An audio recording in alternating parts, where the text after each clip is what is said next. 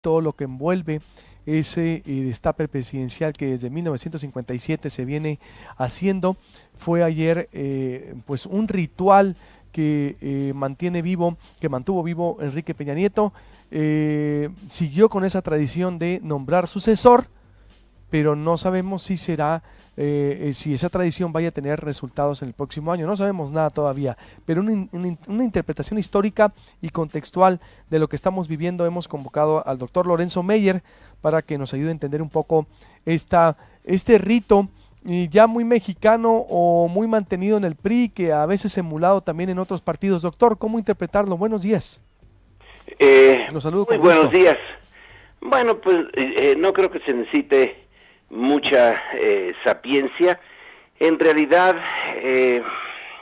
esto viene casi desde el inicio del PRI, que como todos sabemos nació allá en 1929 como resultado de una crisis, la crisis del asesinato del presidente electo y caudillo indiscutible, el último gran caudillo de la revolución, que fue Obregón. Una vez hecho organizado el partido, que entonces era un partido de cuadros, no de masas, pero desde entonces alguien muy importante nombraba al sucesor. Plutarco Elías Calles, jefe máximo durante un tiempo, fue el que decidió que fuera, negoció al principio, y luego ya decidió, negoció a Portes Gil, pero ya decidió a Ortiz Rubio y a Belardo Rodríguez y a Lázaro Cárdenas. Terminado el periodo de Lázaro Cárdenas, también fue necesaria negociaciones y muy duras, pero al final la última palabra la tuvo el general Cárdenas, y de ahí han seguido hasta, bueno, hasta Ernesto Zedillo, que de todas maneras, aunque ya no tenía los poderes de la presidencia clásica, pues se inclinó por la Bastida, y así le fue a la Bastida. Pero en fin, ahora con Peña Nieto, pues volvemos a lo que él llamó el ritual, un concepto que es básicamente religioso, no exclusivamente, pero se usa sobre todo en contextos religiosos. El ritual, con algunas variaciones, exige que él, el presidente saliente, decide quién es el sucesor. Básicamente dentro del gabinete es muy restringido el grupito de posibles sucesores, o bueno, no sucesores, pero sí candidatos del PRI, porque ahora no queda claro que vaya necesariamente a ser el sucesor. Y tenemos a mí, ya es un poco ridículo, algo que huele a muy añejo, pero bueno, pues desde la óptica de Peña Nieto, del Grupo del Estado de México, es necesario mantener el ritual. Y el punto interesante, significativo, relevante, es que en esta ocasión se trata de un no priista, lo que indica el enorme desgaste de ese partido entre sus millones de militantes, porque tiene millones según nos dicen las cifras oficiales. No encontraron uno que valiera la pena como candidato con posibilidades de ganar, claro, de ganar con una ayuda de, como dice la canción, una ayuda de los amigos, es decir, una ayuda del gobierno federal, de los gobiernos priistas en los estados, una ayuda de pues los priistas en los órganos que van a vigilar y calificar la elección. Entonces, con todas estas ayudas, de todas maneras dijeron, vámonos a la segura, ya no se puede presentar al público mexicano a un priista de pura cepa, porque eso es presentar el capote al toro para que lo embista, ¿no? Vamos a buscar a alguien que no es priista de cepa, sino de facto, pero que podemos señalarle al público que uno de sus mejores virtudes es que no es priista.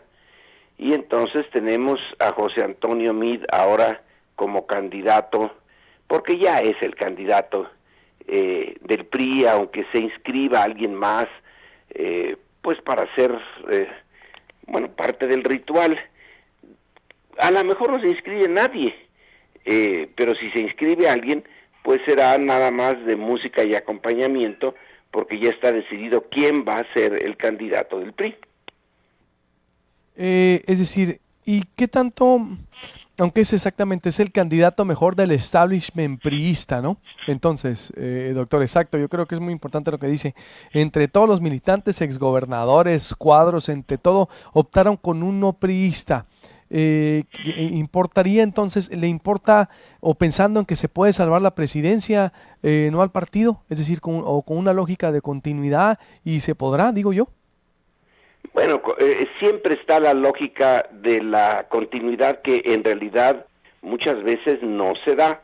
Es la lógica que está dentro de la mente de quien decide quién va a ser el sucesor. Pero la otra lógica, la lógica brutal de la política, requiere, no siempre ocurre, pero aconseja romper con quien le dio la presidencia. Romper más o menos civilizadamente, como por ejemplo Ávila Camacho empezó a romper con el cardenismo, o romper de una manera dura, incluso brutal, como fue la ruptura de Zedillo con Carlos Salinas, cuando manda por varios años a la cárcel al hermano de Salinas, y para echarle sal a la herida lo manda a una cárcel de alta seguridad construida por Carlos Salinas.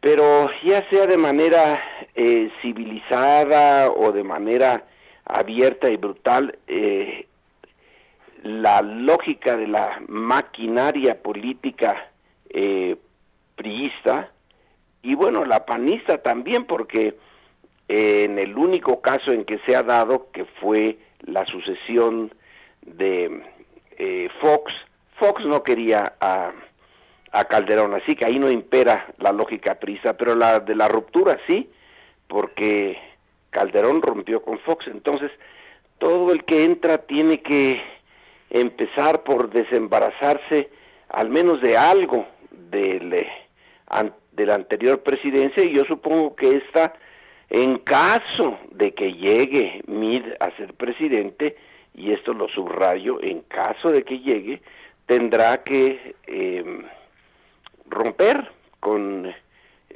Peña Nieto, y vaya que si hay razones y oportunidades para romper. Y exactamente, pero quedará por el perfil, yo lo veo con un perfil tranquilo, doctor, es decir, muy oficialista, muy institucional, es decir, porque recuerdo con usted, analizábamos hace 5 años, ya 6 años, lo que representaba Enrique Peña Nieto, el origen de Atlacomulco, el PRI viejo, el PRI no democrático, y todo se cumplió al pie de la letra. ¿Qué representa Meade, por ejemplo, dentro del no priista? Pues viene del ITAM, viene de trabajar con los panistas, con Calderón, con los priistas. Creo que su carrera comienza con Carlos Salinas, ¿no? Es decir, no recuerdo cuándo empieza, pero viene del sistema político mexicano. Es decir, ¿qué representaría? ¿En verdad pudiera, y a la vez lo vinculo con la pregunta, ¿quedará romper con Peña Nieto? En caso exactamente de que gane. Bueno, sí, pero de que va a romper, salvo que esté tan absolutamente débil que no pueda, y entonces sí que sería una sorpresa. Bueno, sería una sorpresa que llegara a ser presidente, pero sería una sorpresa mayúscula que no rompiera. Ahora la pregunta es, ¿qué representa? Pues representa el statu quo, la continuidad en el más alto nivel, el nivel de las finanzas, el nivel del dinero, que es lo que finalmente le importa a los poderes fácticos. Entonces, esa es la bandera de Meade, decirle a los grandes, a los Slims y a todos los que están un poquito abajo de Slim, mire, yo les represento la continuidad. Ahora, el problema es que para el mexicano normal, común y corriente, la continuidad es un desastre. Va a tener que jugar, bueno, no es muy difícil para cualquiera medianamente ya acostumbrado a la atmósfera del poder, de tener un discurso por un lado y una acción por el otro. En lo corto, si mal no recuerdo, fue Claudio X González el que presentó a Pepe Meade ante sus iguales y diciéndole como 20 veces Pepe, como alguien que es de la familia, este muchacho es de los nuestros, que es el personaje más apropiado para estar al frente del poder en México, pero no creo que ese sea el mensaje que le vaya a dar o que le deba dar o que convenga desde su óptica darle al mexicano común y corriente. Ahí debe de señalar que él tiene las manos limpias, cosa que pues muy pocos priistas pueden decir. Entonces va a dar un mensaje de que va a cambiar, de que va a ser realmente honesto, de que su gobierno será la mar de limpio. No sé cómo vaya a decir y a presentar el proyecto en relación a los problemas agudos, por ejemplo, al de la violencia, los asesinatos, el crimen, el viento en popa y a toda vela que lleva el narcotráfico, donde no ha disminuido la producción y sí ha aumentado el control territorial del narcotráfico. ¿Cómo lo va a presentar alguien que viene desde las finanzas? Bueno, ahí tendrá un montón de asesores que le dirán, mire, vale la pena decir esto, vale la pena decir aquello, y el discurso se va a ir plegando al auditorio que tenga, sabiendo que finalmente la maquinaria del PRI le asegura un mínimo de voto duro, ¿no? Bueno, no quiero decir un mínimo, pero una base de voto duro, que esa diga lo que diga, haga lo que haga, ya fuera Mido, ya fuera una piedra, de todas maneras le dan el voto. Lo que puede importarle es ese otro tipo de ciudadano al cual no maneja la maquinaria priista y más o menos se maneja por sí mismo. Ese es el tipo de mexicano al cual va a tener que adaptar su discurso, sabiendo que ahí la continuidad no es algo que guste. Gustará a los hombres del dinero, que siempre temerosos y siempre muy prudentes y deseosos de que el Estado les siga apoyando, bueno, el gobierno les siga apoyando como les ha apoyado hasta ahora, pero a una parte que sí necesita del voto, porque esa sí le va a dar o no le va a dar el voto según la libre voluntad del ciudadano, a esa sí que le va a costar trabajo encontrar un discurso atractivo. Yo creo que va a apelar a los miedos fundamentales de toda sociedad, porque todas las sociedades son conservadoras, va a presentarse como eso, como el conservador, pero que piensa cambiar algunas de las líneas generales de la política que heredó. Estamos, por último, doctora, frente a una elección impredecible o predecible, aunque ciertamente falta mucho y todo puede suceder pero con todo esto que me comenta, yo también creo, digo, la gente está muy harta contra los políticos, contra el establishment. ¿Cree que puede haber una influencia tipo Brexit, Trump, Colombia, es decir, o es muy pronto para vaticinar, doctor? Yo creo que hay que considerar las dos cosas. Hay la parte absolutamente predecible. El gobierno tiene el control de las estructuras que van a vigilar la elección. No hay independencia del INE, del Tribunal Electoral, de la FEPAD. Esos ya están controlados y cooptados. Pero para que puedan funcionar necesitan un mínimo de votos reales. Es ahí donde está lo impredecible. Como digo, puede garantizar el llamado voto duro del PRI, el que votarías a por una vaca. Ese ya está garantizado desde ahorita.